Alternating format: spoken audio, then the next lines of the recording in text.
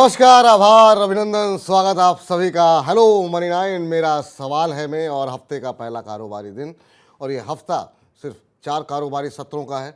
और जो अच्छी खबर निकल करके आई वो ये आई कि मुंबई और दिल्ली में एक साथ, महाराष्ट्र और दिल्ली में एक साथ जो मानसून ने दस्तक दी है वो करीब 60 साल के बाद। तो उम्मीद ये थी कि मानसून की दस्तक के साथ ही शेयर बाजार इसको हाथों हाथ लेगा और बाजार में जो है तेजी का रुझान देखने को मिलेगा। लेकिन स्थिति इसके कुछ उलट होती हुई दिखाई दी। ऊपरी स्तरों पर अभी भी बाजार टिक नहीं पा रहा है, बहुत सीमित दायरे में कामकाज कर रहा है। 18,682 पे निफ्टी खुला और 18,722 का जब उच्चतम स्तर बनाया तो लगा कि ये मानसून वाली स्टोरी कहीं ना कहीं शेयर बाजार को पसंद आ रही। लेकिन थोड़ी देर में फिर से मुनाफा वसूली देखने को मिली और इस बार 18,652, जी हाँ, ये आज का दिन का निचला स्तर देखने को मिला। अभी हम देखें तो ऑलमोस्ट फ्लैट जो है वो निफ्टी ट्रेड करता हुआ 18,663 का स्तर देखने को मिल रहा है।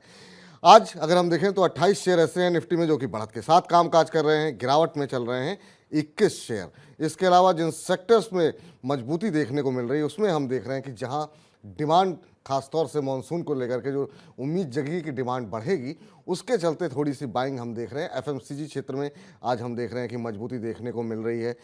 इसके अलावा अगर हम देखें तो मजबूती देखने को मिल रही है फार्मा के अंदर काफ़ी अच्छी। फार्मा हेल्थ केयर दोनों ही इंडाइसेस जो है उसमें 1 से 1.5% तक की तेज़ी देखने को मिल रही है। ऑटो हरे निशान में कामकाज कर रहा है। तो ये तमाम वो क्षेत्र जो कि कहीं ना कहीं मानसून के ऊपर निर्भर हो रहे थे, वहाँ पे थोड़े हरे निशान देखने को मिल रहे थे। लेकिन बड़ा सवाल यही कि आखिर में निफ्टी नया उच्चतम स्तर छुएगा कम, और साथ ही साथ ये जो तमाम जो छोटे शेयर हैं वो जो ऊंची छलांग लगा रहे हैं उनमें आइडेंटिफाई कैसे किया जाए, किन शेयरों में खरीदारी की जा सकती है, अगर नुकसान में है तो क्या करना चाहिए, क्या आपके टारगेट स्टॉप लॉस होने चाहिए। इन्हीं तमाम विषयों पर अगले 1 घंटे तक विस्तार से चर्चा करेंगे और आपके प्रश्नों के उत्तर भी देंगे। लेकिन सबसे पहले रूबरू कराते हैं हमको आपको जरा आज के खास मेहमान से। हमारे साथ तनुज गुप्ता जी जुड़ चुके हैं, आईएफएल सिक्योरिटीज़ के वाइस प्रेसिडेंट। अनुज जी, बहुत बहुत आभार, अभिनंदन, आपका धन्यवाद अपना महत्वपूर्ण समय देने के लिए। सर, ऊपरी स्तरों पर बाजार टिक नहीं पा रहा है और बहुत नज़दीक पहुंचते पहुंचते सिर्फ 1-2 अंकों का दायरा रह गया था जब निफ्टी नया हाई बना था, लेकिन उसके बावजूद वो स्तर हमसे मिस हो गए।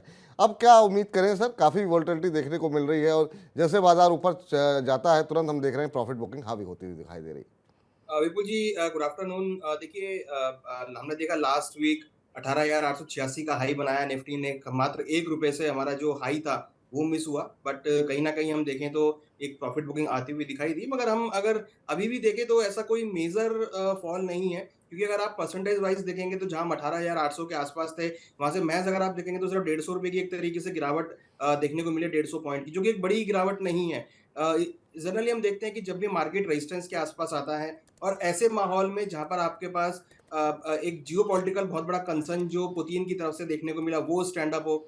दूसरी तरफ यूएस के अंदर इंटरेस्ट रेट जो एक बहुत बड़ा टॉपिक है, वो सामने ही स्टैंड अप हो। वहीं अगर आप देखें तो क्रूड के प्राइस नीचे आते हुए दिख रहे हैं। चाइना में जहाँ पर इंटरेस्ट रेट कट होने की बात हुई हो, तो कहीं न कहीं जो ऐसे मेजर फैक्टर हैं, वो जनरली हम देखते हैं कि जब ऐसी स्थिति होती है, बिल्कुल मार्केट रेजिस्टेंस पे होती है, तो काफ़ी ज़्यादा एक रोल प्ले मार्केट करती है। तो वही है कि हमें हमने ट्रेंड आते हुए देखा कि हायर लेवल पर तुरंत एक प्रॉफिट बुकिंग आती हुई, तो महज़ मैं इसको एक प्रॉफिट बुकिंग बोलूँगा, क्योंकि जिस तरीके से हमने लास्ट वीक में डेटा देखे, लास्ट वीक में हमने चाइना का डेटा देखा, हमने लास्ट वीक में बिज़नेस सेंटीमेंट यूएस का वीक डेटा आता हुआ देखा। हमने हालाँकि इंडिया के पॉइंट ऑफ व्यू से डेटा सारे पॉजिटिव थे, एफआईज़ का जो इन्फ्लो है वो काफ़ी अच्छा रहा। अगर आप बात करें इन्फ्लेशन की, सीपीआई नंबर इंडिया के काफ़ी पॉजिटिव रहे। इंडिया का जो मुद्रा भंडार है वो भी काफ़ी बढ़ता हुआ दिखाई दिया। रुपये अपने 5 हफ्ते के हाईज़ पे ट्रेड करता हुआ दिखाई दिया। मॉनसून की जो गति है वो हालाँकि एक अच्छे पेस से चलती हुई आगे बढ़ती हुई दिखाई दे रही है। तो इंडिया के पर्सपेक्टिव से सारे डेटा पॉजिटिव है, बट कहीं न कहीं जो इंडियन मार्केट को हिट कर रहा है वो इंटरनेशनल क्यूज़ है, जो कि एक जियोपॉलिटिकल टेंशन के फ्रंट में है। तो मुझे लगता है कि ये एक शॉर्ट लिविट रहेगा। इसमें कोई ऐसा घबराने वाली बात नहीं दिख रही है मेरे को कि ज़्यादा कुछ आपको सेलिंग प्रेशर देखने को मिलेगा। छोटी-मोटी गिरावट मैं इसको बोल सकता हूँ, क्योंकि अगर आप हिस्टोरिकली भी देखेंगे, अगर आप पिछले 2 या 3 महीनों में देखेंगे, तो ऐसे 150-200 पॉइंट की गिरावट हमेशा रही है और उसके बाद तुरंत रिकवरी भी हमने देखी है।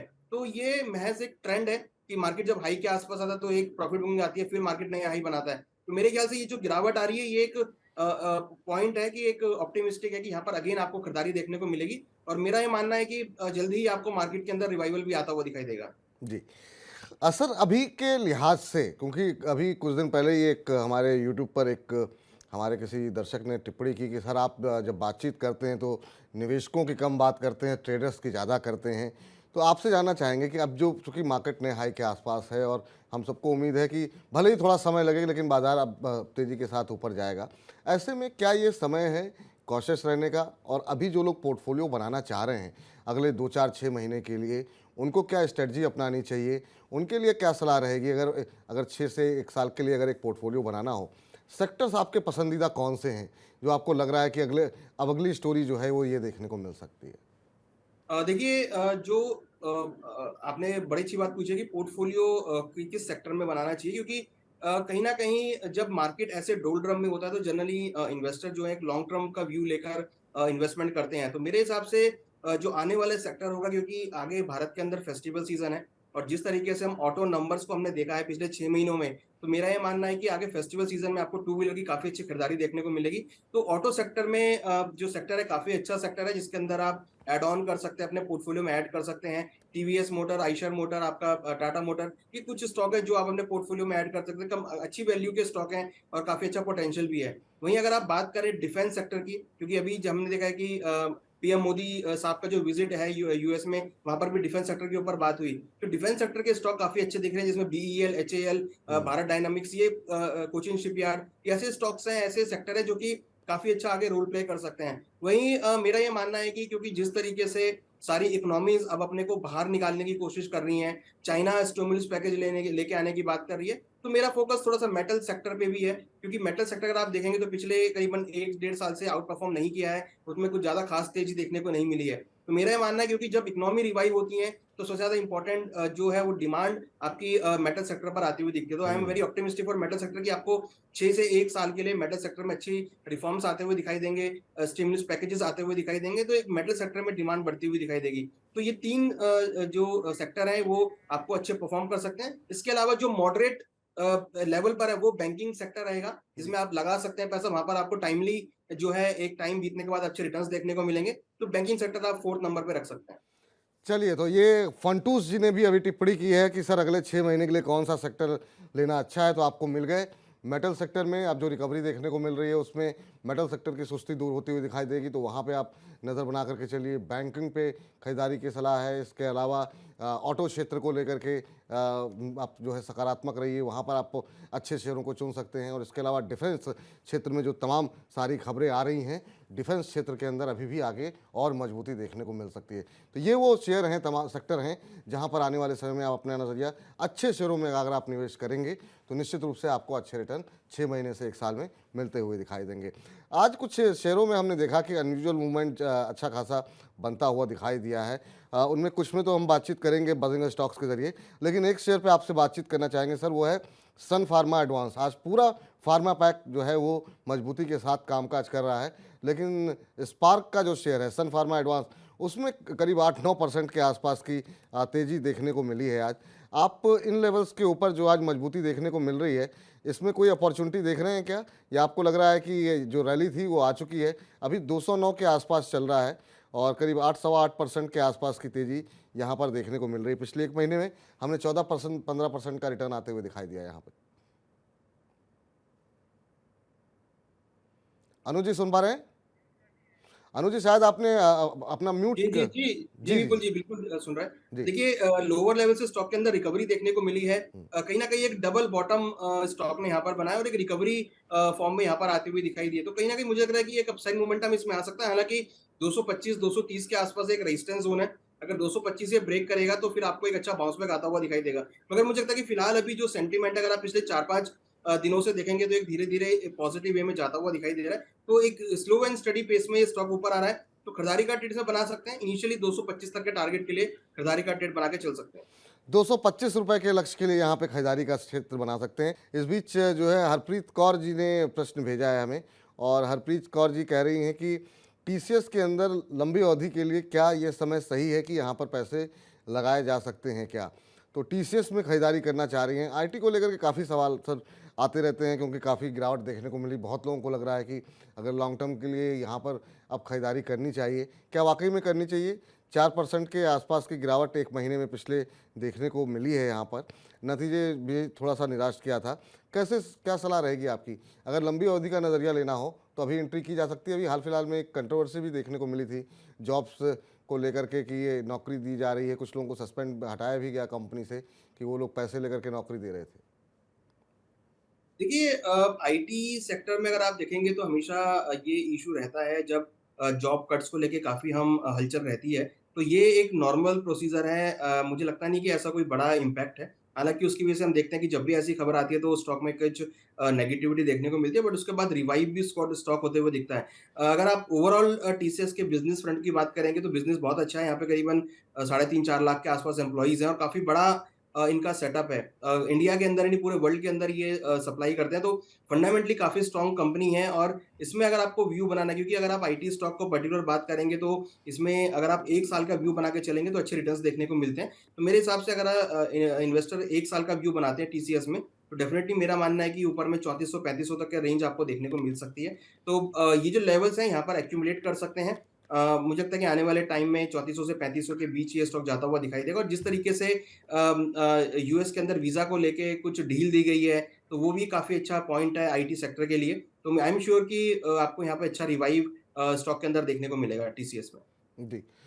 चलिए अब ज़रा देवेश जी का सवाल ले लेते हैं। देवेश जी ने भी प्रश्न भेजा है, लेकिन शायद फ़ोन नहीं उठा रहे हैं। लेकिन उनका प्रश्न जो है हम चर्चा में ले आते हैं। ज़रा स्क्रीन पर लेकर के आइए देवेश जी का प्रश्न। देवेश जी कह रहे हैं इनके पास फेडरल बैंक के 450 शेयर हैं, जिनको इन्होंने करीब ₹127 की एवरेज पे खरीदा है। और अब ये जानना चाह रहे हैं, पिछले कुछ समय से शेयर लगातार टूट रहा है। अब ये जानना चाह रहे हैं कि क्या मुझे होल्ड करना चाहिए या फिर निकल जाना चाहिए, अभी इस समय क्या करना चाहिए? फेडरल बैंक में हमने देखा पिछले, सही बात है, कुछ दिनों में थोड़ी-सा दबाव यहाँ पर देखने को मिला था। और अभी अगर हम देखें तो ये शेयर जो है ट्रेड कर रहा है करीब पौने फीसद नीचे, 121 के आसपास का भाव यहाँ पर देखने को मिल रहा है। इनकी खरीद का भाव ज़रा एक बार फिर से दिखा दीजिएगा, ज़रा इनकी किस भाव पे इनकी खरीद थी? ₹121.25 अभी मौजूदा भाव देखने को मिल रहा है। तो इनकी खरीद है 127 पे। तो 4-5 रुपए का नुकसान है, बहुत ज़्यादा नुकसान नहीं है आपको अभी। आप थोड़ा ज़्यादा ही जल्दी घबरा गए। 1 महीने में करीब 3 साढ़े 3% के आसपास की गिरावट इस शेयर में देखने को मिली है सर। लेकिन हाँ, पिछले 6 महीने की बात करें तो अंडर परफॉर्मेंस काफ़ी रही है, क्योंकि बाज़ार के मुकाबले ये शेयर बिल्कुल नहीं चला है। 7 सवा 7% का नेगेटिव रिटर्न। आपकी राय फेडरल बैंक पे? देखिए डेफ़िनेटली अगर आप देखेंगे तो प्राइस अक्टूबर और से लेकर अभी तक हम देखें तो काफ़ी एक टाइट रेंज में ट्रेड कर रहे थे। हाई को नहीं ब्रेक किया था, बट अगर आप देखेंगे तो अब प्राइस जिन लेवल्स पे आए हैं ये लास्ट दिसंबर में प्राइस थे।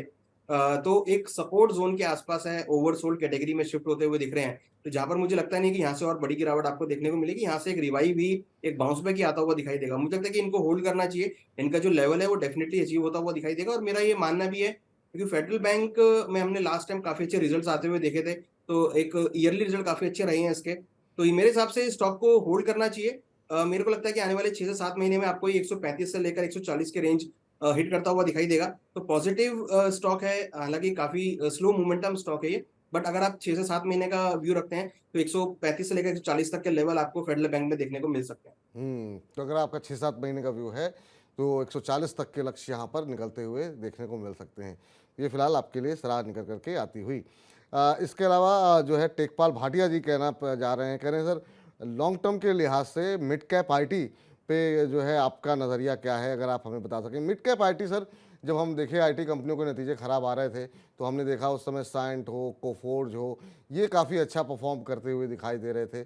मिड कैप आईटी क्या जो दिग्गज आईटी कंपनीज़ हैं, उनसे बेहतर हैं, या आपको लग रहा है कि एक रैली तो आ चुकी है, अब थोड़ा-सा वेट करना चाहिए, अब दिग्गजों की तरफ नज़र रखनी चाहिए? देखिए डेफिनेटली मिड कैप जो आईटी स्टॉक है इसमें पोटेंशियल है, क्योंकि थोड़ा एग्रेसिव मोड में ये काम करते हैं। तो जिसमें आप देखेंगे बिरला सॉफ्टवेयर, साइंट, हुँ। ये 2 कुछ ऐसे स्टॉक है जिसमें हमने काफ़ी अच्छा मोमेंटम आते हुए देखा था। और मैं अभी भी इनमें ऑप्टिमिस्टिक व्यू रखता हूँ। मुझे लगता है कि आपको, अगर हम बिरला सॉफ्टवेयर की बात करें, तो मुझे लगता है कि ऊपर में 380-400 तक के जाने का इसके अंदर पोटेंशियल है, क्योंकि काफ़ी अच्छा चार्ट पैटर्न इसके अंदर बना है और मोमेंटम भी इसके अंदर काफ़ी अच्छा है। तो स्टॉक में खरीदारी का रेट बना सकते हैं। वहीं अगर आप साइंट की बात करेंगे तो यहाँ भी हमने अच्छी रैली आते हुए देखी थी, मगर साइंट अगर आप देखेंगे तो ओवर स्ट्रेच हुआ है पिछले 1 साल में, करीबन ऑलमोस्ट 700 से लेकर ये करीबन 1400 तक की रेंज में हिट करता हुआ दिखाई दिया है। तो ये थोड़ा-सा ओवर स्ट्रेच है। यहाँ मुझे लगता है कि थोड़ी प्रॉफिट बुकिंग आ सकती है। खरीदारी का लेवल अगर साइंट में देखना है तो करीबन 1300 के आसपास के लेवल मिले तो खरीदारी का ट्रेड लेना चाहिए।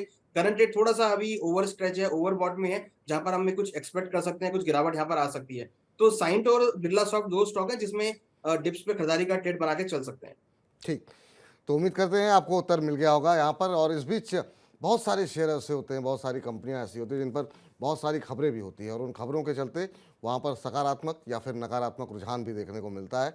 तो आइए जरा पहले उस पर नजर डाल लेते हैं, फिर बाकी दर्शकों के प्रश्नों के उत्तर देते हैं। तो एक एक करके जरा तमाम कंपनियां जो है वो स्क्रीन पर लेकर के आइए। और आज अच्छी तेज़ी देखने को मिली है। हमने हमने देखा कि ICICI सिक्योरिटीज़ के अंदर काफ़ी शानदार मूव यहाँ पर देखने को मिला है। लेकिन उससे पहले जरा RVNL पे का जिक्र कर लेते हैं।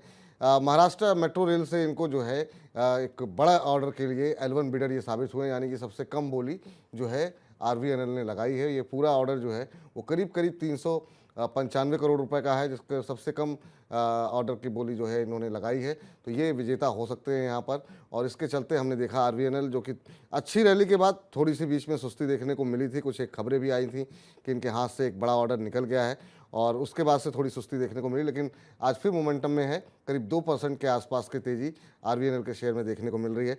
सर, क्या करना चाहिए अभी RVNL के शेयर में? सुबह करीब 2% से ज़्यादा की तेज़ी थी, अभी करीब 1.25% के आसपास की मजबूती देखने को मिल रही है। 122-23 का स्तर देखने को मिल रहा है। अभी कुछ खरीदना चाहिए या काफ़ी रैली आ चुकी है, अभी कंसोलिडेशन में ही रहेगा शेयर?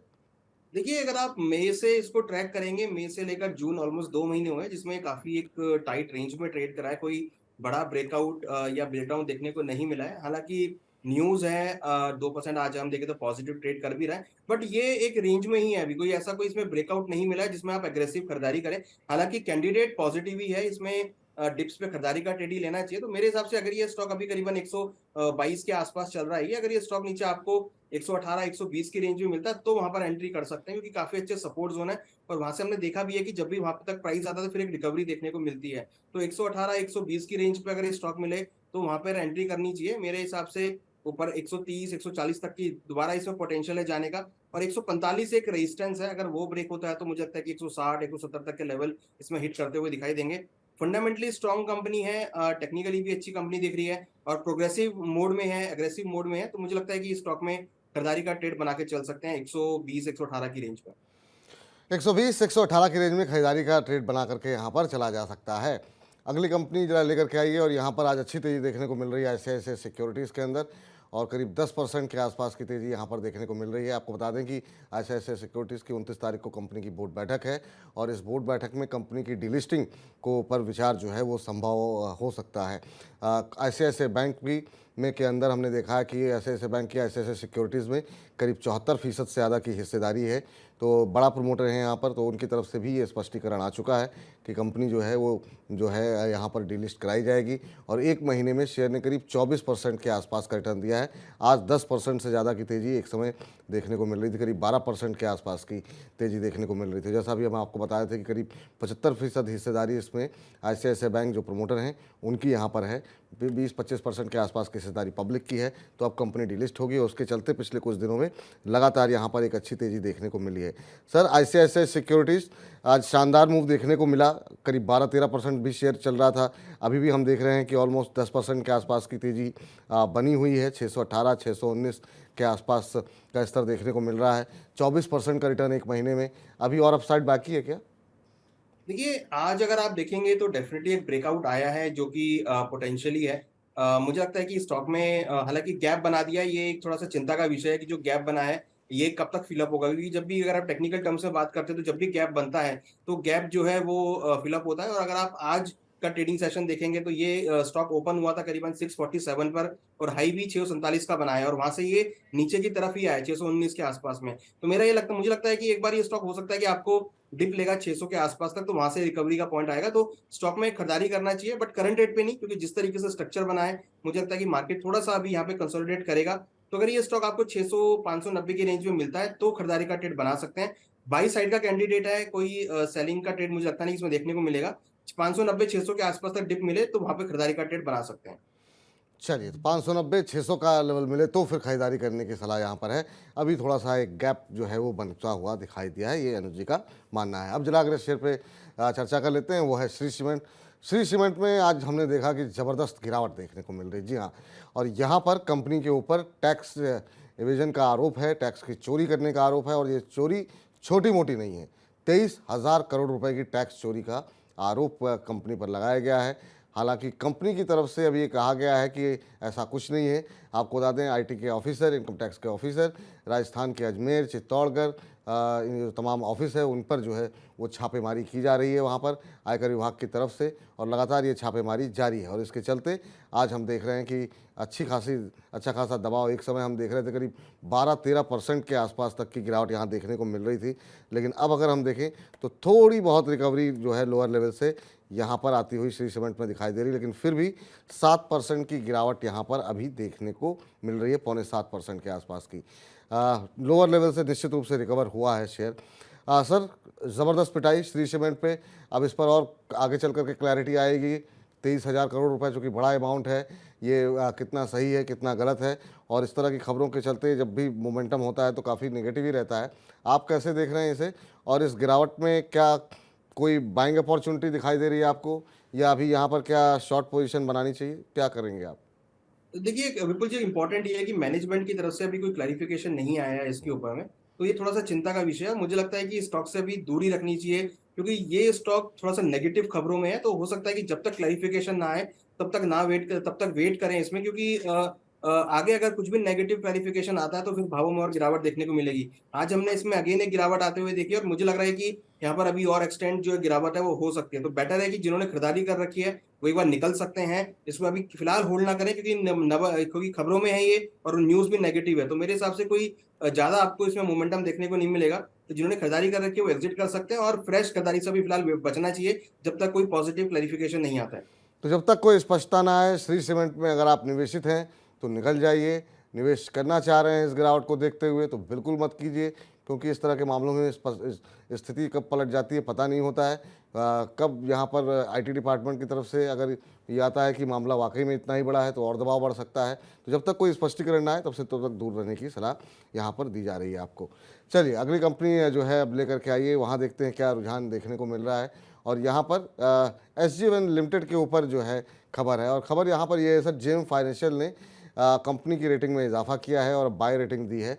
और इवन खाली SGVN पे नहीं बल्कि NHPC को लेकर के भी उनका सकारात्मक रुझान है, और उनको ऐसा लगता है कि रिन्यूएबल एनर्जी के अंदर अब आने वाले दिनों में काफ़ी अच्छी ग्रोथ देखने को मिलेगी, और जिसका फ़ायदा SJVN में देखने को मिलेगा।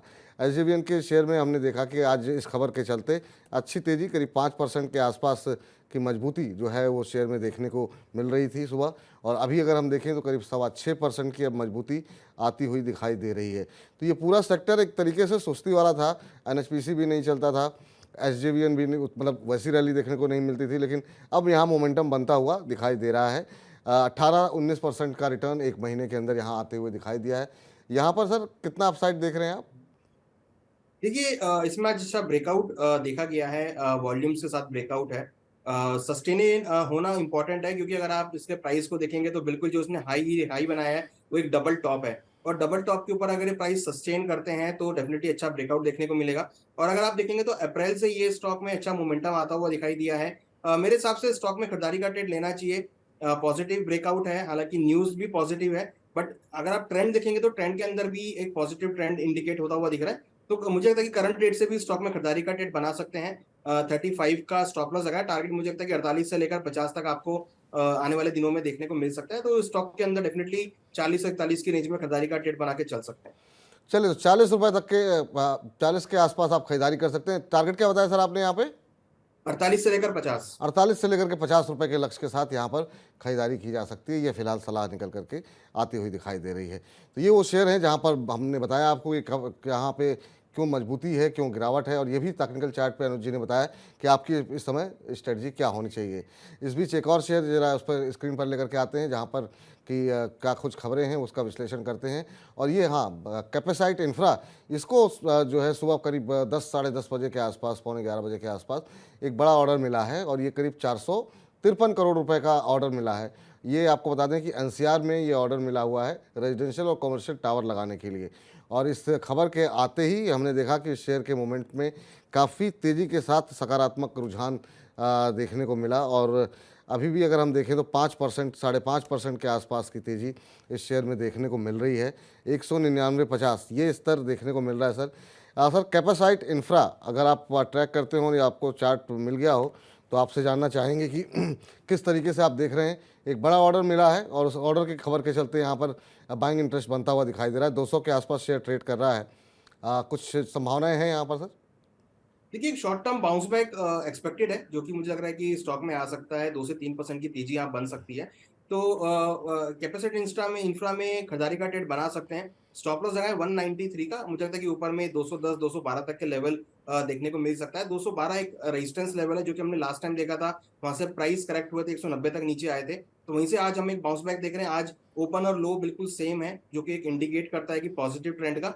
तो खरीदारी का ट्रेड बना सकते हैं। 193 का स्टॉप लॉस लगा है। टारगेट ऊपर में 212 तक देखने को मिल सकता है। और अगर 212 के ऊपर ये क्लोज करता है वीकली बेसिस पे, तो फिर हम इसमें 220, 240 तक के लेवल आते हुए देखेंगे। तो इनिशियली खरीदारी का ट्रेड बना सकते हैं 210, 212 के लेवल तक के लिए। चलिए, 210 212 रुपए के टारगेट के लिए जो है यहाँ पे खरीदारी का ट्रेड लिया जा सकता है।